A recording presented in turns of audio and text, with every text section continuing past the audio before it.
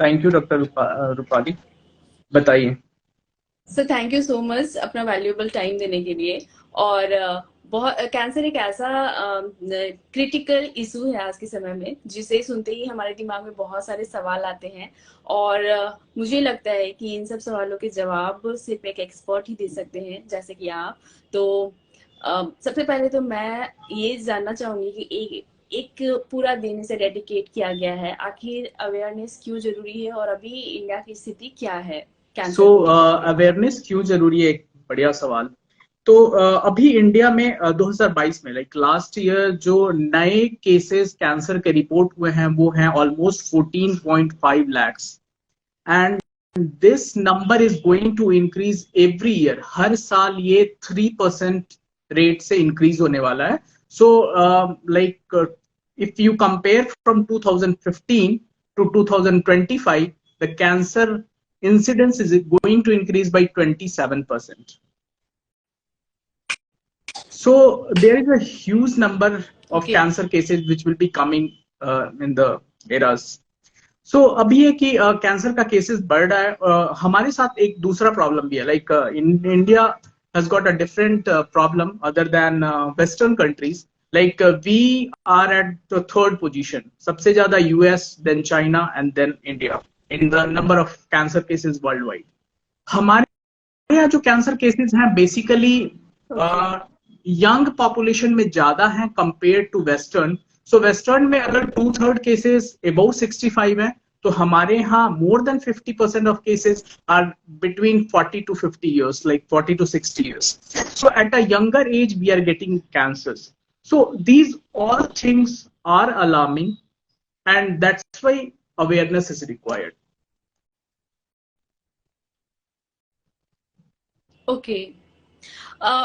लेकिन जो risk factor है उसमें एक एज बहुत इंपॉर्टेंट फैक्टर है कि एज जो हमारा लाइफ एक्सपेक्टेंसी बढ़ गया है इंडिया में। तो जब जो लोग 60 क्रॉस करते हैं उनमें कैंसर होने की जो संभावनाएं हैं वो ऑटोमेटिकली Uh, ज्यादा हो जाती है। def- लेकिन इंडिया का def- अभी सिचुएशन अलग है, Definitely, यंगस्टर्स definitely, ज्यादा। age is a very important risk factor for cancer.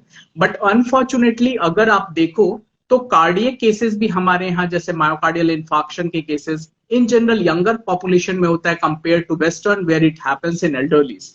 Likewise cancer somehow is happening in younger population in our country compared to westerns. The exact reason is not very clear ki why we have a younger population exposed to this, but this is there, the data says like that. Okay sir. Sir दूसरा एक बहुत important सवाल मेरा, जो vaccine के बारे में बहुत ज्यादा लोगों में अवेयरनेस नहीं है कि किस किस कौन कौन सा वैक्सीन अवेलेबल है कैंसर से रिलेटेड, जो एक प्रिकॉशन के तौर पे तो लोग देखो ले हमारे सकते यहाँ हैं। जो महिलाओं में होने वाला दूसरा सबसे मोस्ट कॉमन कैंसर जो है वो सर्वाइकल कैंसर है। तो सर्वाइकल कैंसर का कारण क्या है? सर्वाइकल कैंसर का कारण है human papilloma virus which is HPV, shortly termed as HPV.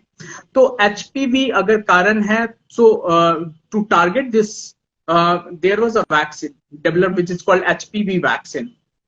So जो वेस्टर्न स्टडीज हुई हैं एचपीवी वैक्सीन को लेके, उनमें कहना है कि if you give vaccinate the young girls before sexual exposure preferably, then almost this cancer incidence can be prevented in 99% of them.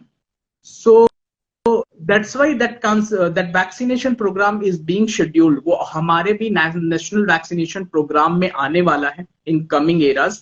This was not coming, अभी तक नहीं आ पाया था because of the cost issues, but government is going to bring this vaccine soon in our national immunization program. The other vaccines which can be helpful for us, देखो हमारे यहाँ liver cancer के केसेस बहुत ज्यादा है, and you know there are many patients which are affected by hepatitis B, hepatitis C. तो particularly hepatitis B के लिए हमारे पास वैक्सीन है, अवेलेबल है. So if you get yourself vaccinated with hepatitis B, the chance of developing liver cancer due to hepatitis B per se can be decreased. Other cancers के लिए vaccines are coming, but they are not like ready to be used in the common public. So these two cancers are very important. These two cancers are there in our country, which can be prevented if you are getting vaccinated yourself.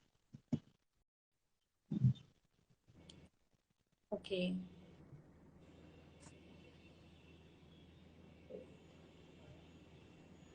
So cancer से जुड़े हुए बहुत सारे myths हैं, like cell phone को लेकर के, या प्लास्टिक बॉटल्स हम लोग यूज करते हैं, तो इसके बारे में अगर सी लाइक अगर हम पॉजिटिव कॉज देखें कि why cancer is happening to us actually and why it is rapidly increasing, so the three fundamental causes will be, एक तो environment in which we are living, जो environment है, दूसरा आपका जो genetic makeup होता है, और तीसरा होता है आपका personal habits.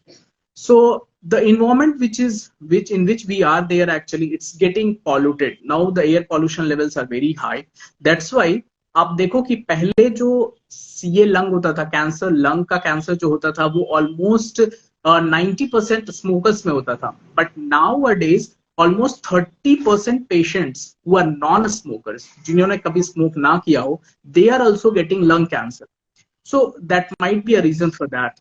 Genetic makeup is like if you have some cancers running in your family, then you might get affected by that. The cancers is related to like if you're a smoker, if you take alcohol, then smoking, alcohol, these are like established risk factors for cancer.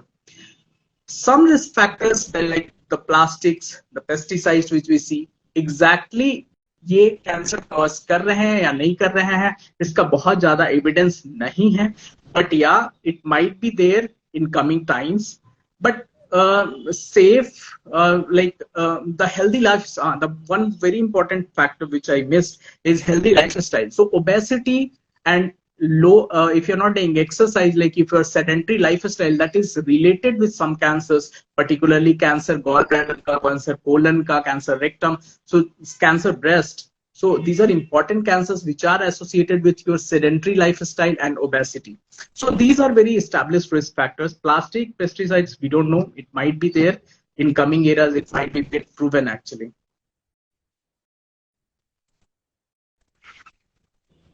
Okay.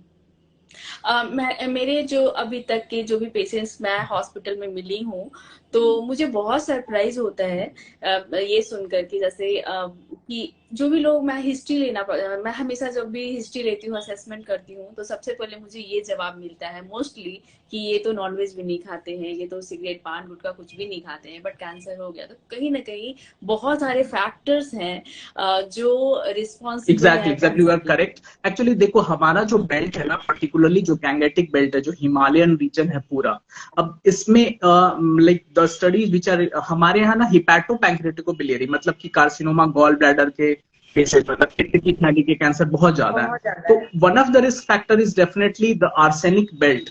जो arsenic हमारे level में, in fact जो studies भी हुई हैं उसमें देखा गया है कि जो आर्सेनिक का लेवल है पानी में, जो टैप वाटर हम लोग जो लोग यूज करते हैं, गांव में mostly people use tap water, the level of arsenic is very very high in the tap water.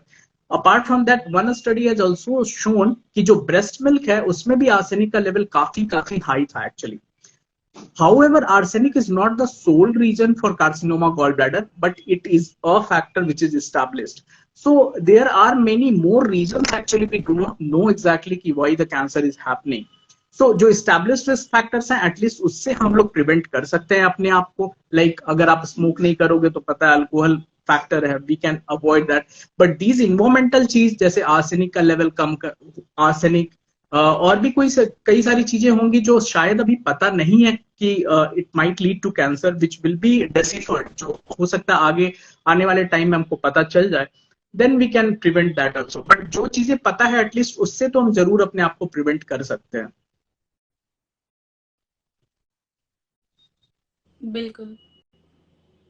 और यही रीजन है कि बहुत सारी फीमेल्स भी मुझे मिली हैं जिनका कोई भी हिस्ट्री इस तरह का नहीं होता है, और सबसे बड़ी बात कि जिनका कहना होता है, जिनके फैमिली का, कि इनका तो लाइफस्टाइल बहुत हेल्दी है, हम लोगों को इनसे सीखना चाहिए परफेक्ट लाइफस्टाइल, उसके बाद भी कैंसर खास करके इधर गॉल ब्लैडर कैंसर मैंने बहुत ज्यादा देखा है इधर 3-4 सालों में।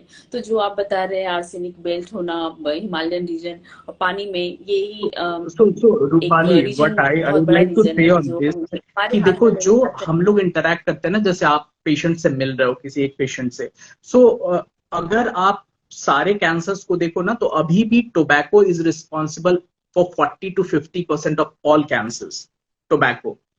ओके, सो हर केस में कारण खोजना मुश्किल है, but definitely like a large chunk is related to tobacco, alcohol, viruses like hepatitis B, HPV. So जो रिस्क फैक्टर इस्टेब्लिश्ड है उससे ऑलमोस्ट 50 to 60% पेशेंट्स कवर हो जाएंगे। And which is like some cancers जिसमें हमको पता नहीं है कि एग्जैक्टली क्या रीजन है, that will be deciphered in coming time. अभी मैं एक चीज देखता हूँ, मतलब सम पीपल टॉक लाइक कि भाई कैंसर नहीं, स्मोकिंग नहीं करने से भी कैंसर हो रहा है, स्मोकिंग तो करने से कैंसर, तो स्मोकिंग नहीं करने वाले को रिस्क कम है कंपेयर टू जो स्मोकिंग कर रहा है। So this thing we have to understand. So the things which are already established, उसको quit कर सकते हैं। Unfortunately, if you're not having any personal habit, then also you are at a risk of developing cancer. उस समय सबसे important चीज जो होता है कि हम उस कैंसर के symptoms को पहचाने और जल्दी इलाज कराएं। देखो, if you are diagnosed with cancer, it's not like a life death sentence. So दोनों चीज important है। Certain cancers can be prevented, कुछ को हम बचा सकते हैं by doing certain things like quitting bad habits, and certain things are कि if you are diagnosed with cancer that can be treated also if you diagnose early। मतलब अगर आप symptoms जल्दी identify करके patients को मिले, डॉक्टर को मिले, तो आप जल्दी उसको ट्रीट कर सकते हो। So both the things we have to be ready for that actually. Okay.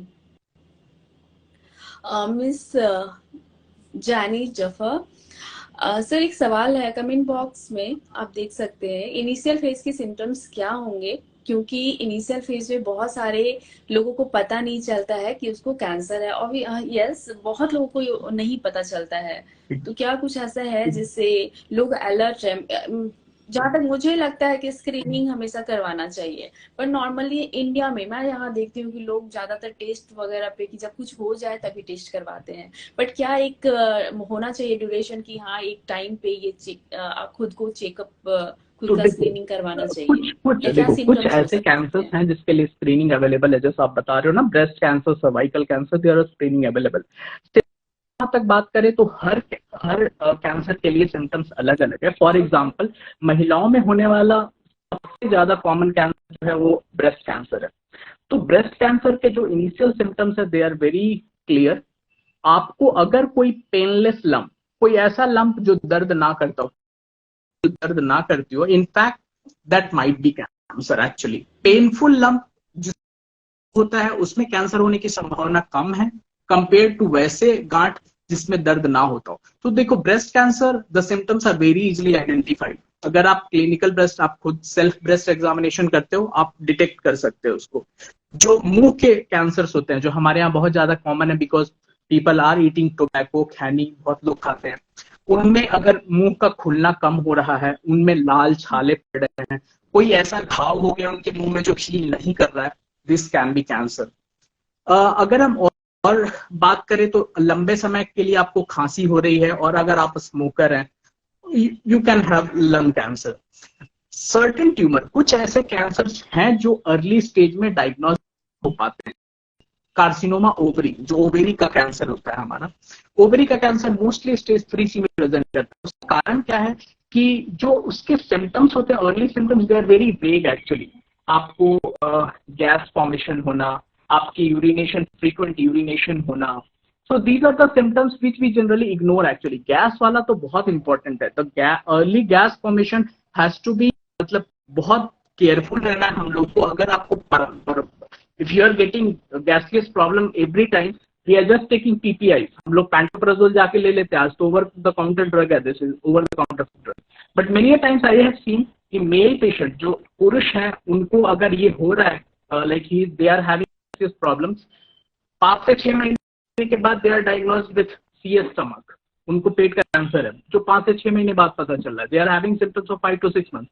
simply because they are not getting endoscopies done, they are being missed. वैसे ही फीमेल्स में अगर आपको ब्लोटिंग की समस्या हमेशा रहती है और अगर आपको जो है फ्रीक्वेंट होता है, अगर आपको abdominal पेन है, which we generally know, back pain is a very important feature of cervical cancer.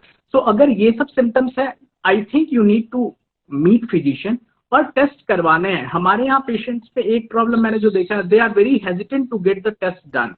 सी, अगर आप टेस्ट करवाएंगे then only we can identify the things early.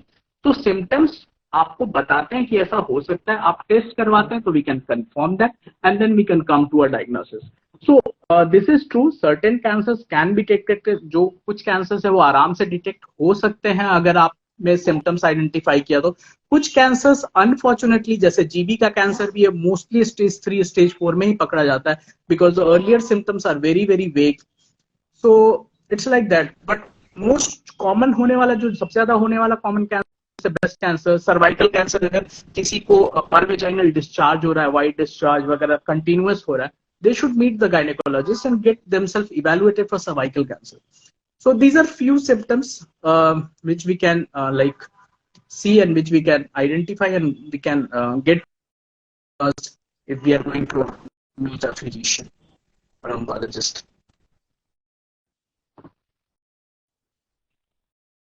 Okay sir, एक सवाल है, उसका जवाब मैं दे हाँ दूं. हाँ, श्योर अगर श्योर. मैं can cure cancer by food और लाइफस्टाइल. ओके, एक सवाल है अंशुमन जी का, क्या फूड और लाइफस्टाइल से हम कैंसर को क्योर कर सकते हैं कि नहीं? कैंसर हो जाने के बाद तो ट्रीटमेंट इम्पोर्टेंट है, फूड बहुत इम्पोर्टेंट है हर एक कंडीशन में. तो अगर जो ट्रीटमेंट चलता है कैंसर में, उसमें तो न्यूट्रिशन बहुत ज्यादा इम्पोर्टेंट है, और क्या डाइट होना चाहिए, क्या है, ये सिम्टम्स पे डिपेंड करते हैं. जो कैंसर के ट्रीटमेंट होते हैं उनका साइड इफेक्ट्स बहुत ज्यादा है. किसी को टेस्ट का प्रॉब्लम होता है, बहुत ज्यादा वॉमिटिंग टेंडेंसी हो सकती है, सलाइवा बनना बंद हो जाता है, कम हो जाता है, बहुत सारे तरह के लैक्टोज इंटॉलरेंस होता है. तो इन सभी सिम्टम्स के अकॉर्डिंग डाइट बहुत इंपॉर्टेंट है. तो सिर्फ फूड से, अगर किसी को कैंसर हो गया, अगर डायग्नोज हो गया, तो सिर्फ फूड से नहीं कर सकते हैं. उसके लिए तो वो ट्रीटमेंट इम्पोर्टेंट है. खाना एक इम्पोर्टेंट है, जैसे एक नॉर्मल किसी भी बीमारी के लिए, वैसे कैंसर में थोड़ा ज्यादा हो जाता है. किन्हीं का बहुत ज्यादा वेट लॉस होने लगता है, तब वहाँ बहुत ज्यादा इम्पोर्टेंट ये न्यूट्रिशन बहुत इंपॉर्टेंट है. और अगर कैंसर नहीं होने के पहले अगर आप पूछना चाह रहे हैं कि हम अगर हेल्दी खाना खाते हैं तो कैंसर नहीं होगा, ऐसा बिल्कुल नहीं है. क्योंकि ये कैंसर का होना नहीं होना बहुत सारे फैक्टर्स पे डिपेंड करता है, कोई सिंगल एक फैक्टर पे नहीं. जैसे 2 तरह के फैक्टर्स होते हैं, रिस्क फैक्टर्स. जिसे हम मॉडिफाई नहीं कर सकते, जैसे हमारा जेन, इन्वायरमेंट, और जैसा अभी सर ने बताया कि हम आर्सेनिक बेल्ट में है, जो रिस्क को हमारे बढ़ाते हैं, उन्हें हम चेंज नहीं कर सकते. और दूसरा है कि कुछ ऐसी चीजें जिसे हम मॉडिफाई कर सकते हैं. जैसे डाइट क्यों इंपॉर्टेंट है, हेल्दी डाइट क्यों इंपॉर्टेंट है? क्योंकि ओबेसिटी, वजन का बढ़ना, अपने आप में एक बहुत बड़ा रिस्क फैक्टर है. टोटल 13 तरह के कैंसर है जो सिर्फ मोटापा की वजह से होते हैं. अगर हम हेल्दी खाना खाएं और अपने आप को फिट रखें, तो हम कम से कम इस तरह के कैंसर्स जो हमारे फूड पाइप से रिलेटेड हो, पैंक्रियाज से रिलेटेड हो, हमारे स्टमक से, हमारे कोलन से, जो ओबेसिटी की वजह से हो रहा है, तो कम से कम उससे हम अपने फूड हैबिट से कंट्रोल कर सकते हैं. और माइंड सेट की जहां तक बात है अंशुमन जी, कि माइंड सेट में यहाँ कहा, कैंसर हो जाने के बाद विल पावर बहुत ज्यादा इंपॉर्टेंट होता है. मैंने देखा है, मैं अभी 2 दिन पहले भी मैं एक अपनी जान पहचान एक फीमेल से बात कर रही थी, तो मुझे पता चला कि उनको कैंसर डायग्नोज हुआ है. तो जब मैं पहले उनसे मिल रही थी तो वो बहुत ज्यादा उनमें वो बहुत ज्यादा खुद दूसरे को मोटिवेट करती थी, बट हो जाने के बाद अच्छे लोग डर जाते हैं. तो यस, माइंडसेट बहुत इंपॉर्टेंट है. और कोई सवाल? I think someone has asked, can exercise reduce the risk of cancer? So definitely, doing exercise reduces the risk of cancer. आप एक्सरसाइज करते हो, आप फिजिकली एक्टिव रहते हो, तो कम से कम जो अभी रूपाली ने बताया, जो कैंसर्स ओबेसिटी और सेडेंटरी लाइफस्टाइल से रिलेटेड हैं, एटलीस्ट वो कैंसर होने के चांसेस आप में बिल्कुल कम हो जाएंगे. So yes, exercise reduces the risk of cancer.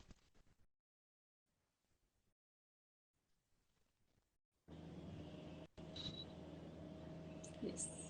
बहुत सारे साइंटिफिक पेपर्स हैं जो ये प्रूफ करते हैं कि एक्सरसाइज से बहुत ज़्यादा कैंसर ही नहीं, बहुत सारे और भी सब बहुत इम्पोर्टेंट है, क्योंकि हमारा अभी का जो लाइफस्टाइल है वो बिल्कुल इनएक्टिविटी एक रीजन बहुत बड़ा है ओबेसिटी का. कोई कनेक्ट होना चाह रहा है? गोपाल पांडे जी, सॉरी. गोलू पांडे, सॉरी. अभी हम लोग ऑलरेडी 2 लोग कनेक्टेड है. और कोई सवाल? सवाल अगर नहीं है, I will just like to give some message. मुझे लगता है कि जो एक प्रॉब्लम है अभी के टाइम में, the thing is not only prevention. Like prevention is very important. We can prevent, we shall try to prevent करना चाहिए अपने आप को. हम एक्सरसाइज करें, हम हेल्दी फूड्स लें, बट कैंसर डायग्नोसिस होने के बाद definitely cancer diagnosis gives you a setback, but I believe कि cancer is curable if it is identified in early stages. So मुझे लगता है कि मतलब जो प्रीऑक्युपाइड माइंड है हमारे, पर्टिकुलरली हमारे लोगों को बीच में, कि जो कैंसर हो गया so I am not going to like मतलब सर्वाइव मच.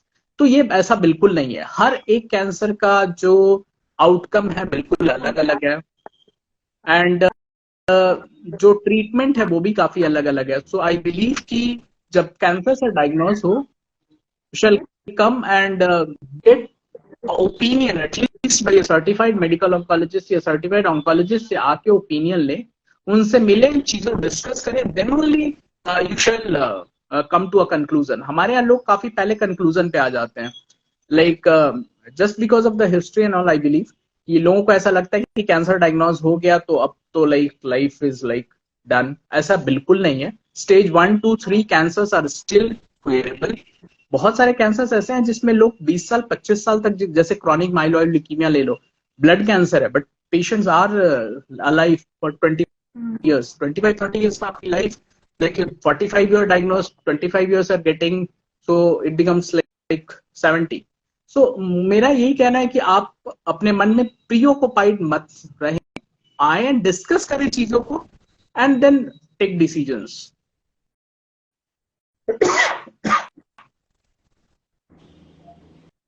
Yes.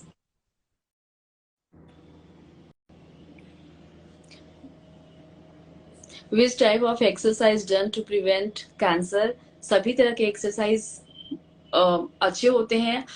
डिपेंड करता है कि आप कौन सा एक्सरसाइज करना पसंद करते हैं. स्ट्रेंथ ट्रेनिंग भी बहुत इंपॉर्टेंट है, कार्डियो भी बहुत इंपॉर्टेंट है. अगर आप जिम नहीं जा सकते हैं तो सिंपल रनिंग अगर रेगुलरली किया जाए अच्छी इंटेंसिटी के साथ तो वो भी बहुत इंपॉर्टेंट है. तो एक्सरसाइज तो बहुत कुछ है करने के लिए. सभी तरह के एक्सरसाइज अच्छे हैं. कोई पर्टिकुलर एक ऐसा एक्सरसाइज ऐसा कुछ भी नहीं है. मैंने नहीं देखा कोई ऐसा एविडेंसेस कि इसी को करने से कुछ फायदा होगा या कैंसर से प्रिवेंट कर सकते हैं. एक्सरसाइज तो कुछ भी. So any other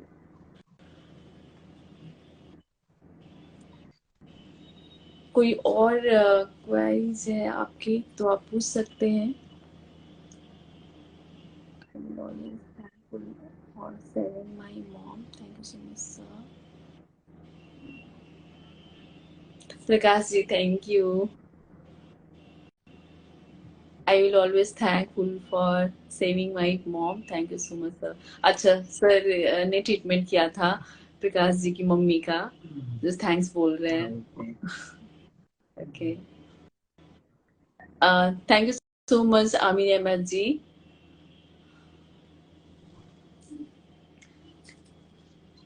okay, so अब सेशन को एंड करते हैं. Sir thank you so much. बहुत ज्यादा इंफॉर्मेटिव था वीडियो और बहुत ज्यादा अच्छा लगा और होप सभी को अच्छा लगा होगा. मुझे तो बहुत सही लगा. बहुत सारे क्वेरीज थे और मैं इसे अब लाइव सेशन एंड करती हूँ. Thank you Rupali for the invitation. Thank you so much. Okay, thank you so much sir. Thank you everyone. Thanks for participation, thank you for giving us time, thank you so much. MK Khan ji, मैं अच्छी हूँ और आप बहुत late हो चुके हैं, अब हम लोग बाय।